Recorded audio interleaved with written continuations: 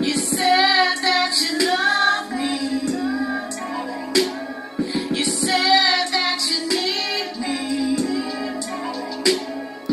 That's what your mouth says, but your actions show me different. Show me you love me. Sacrificing my for sure for your baby. You either love me or leave me. You either love me or leave me. You either love me or leave me. Love me or leave me. Love me or leave me. Love me or leave me. Now who was there for you, me, when your ass was on a work? Yeah, I know my worth, and if you can't treat me right, then go with your life. You either love me or leave me. You either love me or leave me. You either love me or leave me.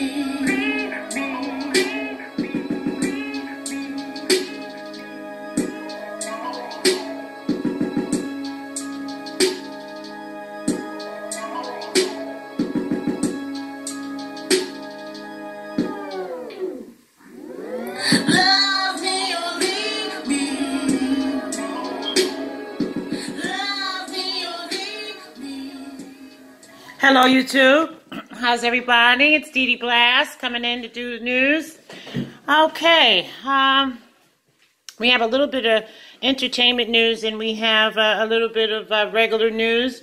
Yesterday, I did do a small story on Lil Wayne. I was wishing Lil Wayne a happy belated birthday. I wanted to congratulate Lil Wayne with his new album coming out, The Carter 5.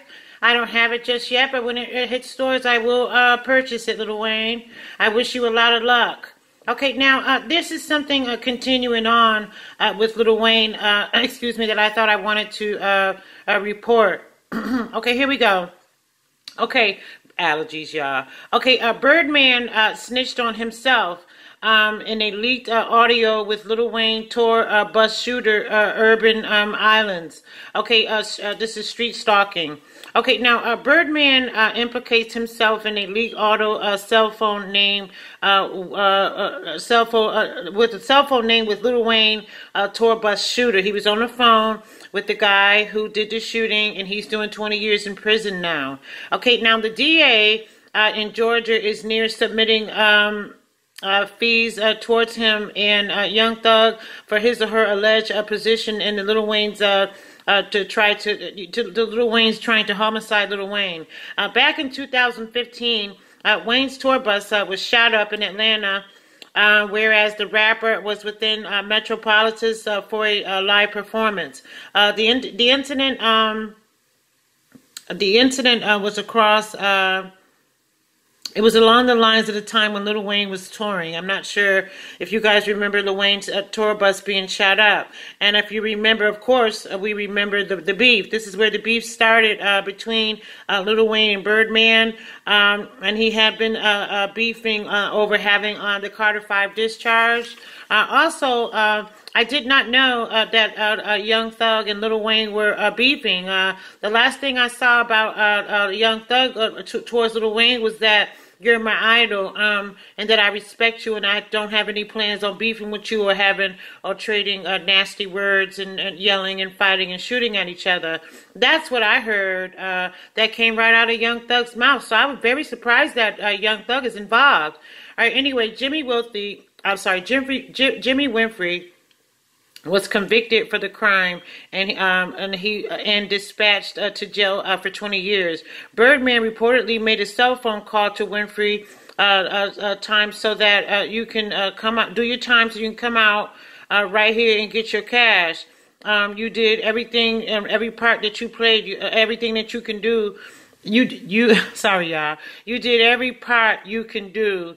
Okay, you're a boss. Okay, Birdman promised $250,000 in cash and a Porsche, and compensating him for captivating capturing up Lil Wayne's tour bus, shooting it up. Okay, there are additionally experiences that Young Thug made 12 calls to Winfrey across the time capturing conspiracy to have Lil Wayne killed. They wasn't just trying to shoot up his bus to scare him. They was trying to kill Lil Wayne. As for Lil Wayne, he's now residing in his finest life with his discharge, his long-awaited album, The Carter 5. And also, Lil Wayne is the proud owner of Drake and Nicki Minaj. Those are his artists. They should have been his in the beginning, but they're his now. So that's good, you know, okay? All right, now here's a light note. This is I have 3 short ones. These are very short, so I put them together. Married woman and side piece catch a Uber, but her husband was the Uber driver. What happened was her and her lover were getting together, and they always, you know, take a Uber. Maybe the husband got wind of it, but it just so happened that her husband was the Uber driver that was picking up her side piece, you know. So I guess the ladies, they have their side pieces too, just like y'all niggas have y'all side pieces. Well, there's some females got their side pieces too. Okay, now this is a very short one. Pizza delivery driver sees kidnapped woman in a home. He sees the pizza man, and she sees the pizza man, and she screams, "Help me, help me!" So the driver, he calls the police, and it just so happened the lady was kidnapped and she was tied up, and it just so happened the pizza delivery guy looked in the window and saw her. And she saw him and she asked for help, and so he called the police. So that's a good thing. Good pizza, good service, you know, and save your life. Excellent. Okay, here's another short one. I just put the 3 together. A traffic stop leads police to 88 pounds of marijuana. Okay, so you know what happened with that. Everybody in that car went to jail, whether if it's yours or not. We'll figure it out in court. Okay, that was a short story. So 80 pounds of marijuana, that's a lot of marijuana. So, wow, you know. I think these guys are being snitched on by somebody that they trust. Okay, now an Australian police officer brutally beaten and sexually assaulted by a kangaroo. Constable Malcolm Red suffered from 2 cuts and a black eye, as well as a he was unconscious and then he was out of conscious, you know. He had a very strong head injury. So the kangaroo was in heat, and it attempted to mate with the officer, you know, so he hit him in the head. You know, it's so disgusting, but you know that kangaroo was putting his jingling in that cop's mouth. Gave that cop a concussion, trying to get some sex from the cop, you know. He was humping and he was rubbing his penis all over the officer's face in a brutal fashion. The kangaroo was tased. That's how they got him to get away. Excuse me. That's how they got him to get away.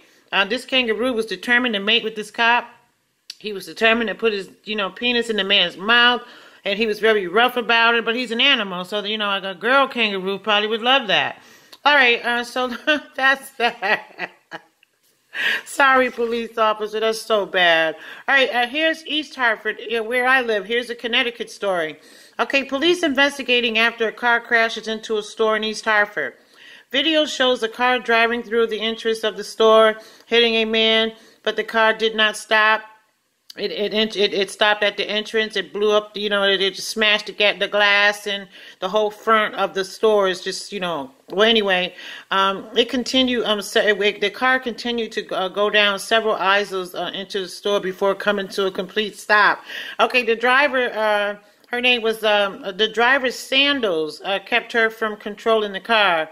No arrests. Flip-flops are dangerous while driving. Oh, that's right. They didn't even arrest her.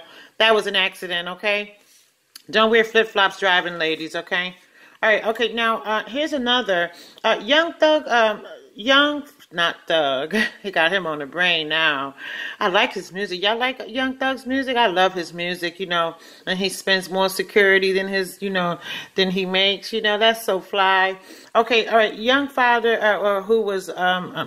Young Father, was with his girlfriend and kids when shot to death. This is in Des Moines. Okay, a shooting victim, a 28-year-old Aaron Ross, was with his girlfriend and two young children. You know, they watched their father gunned down and murdered. Ross was shot several times Sunday afternoon after sitting in a car. While sitting in a car on East 13th Street, and that is his 25-year-old girlfriend and their two children were in the car during the shooting. This is Des Moines' ninth homicide in 2018, which is a small amount comparing to last year's 2017. There were 25 murders within this particular city, homicides. So right now there's a shooter on the loose, okay? So Des Moines Police Department, if anyone has any information, please give the police department a call. Okay, now here's the last story, and I'll let you guys go.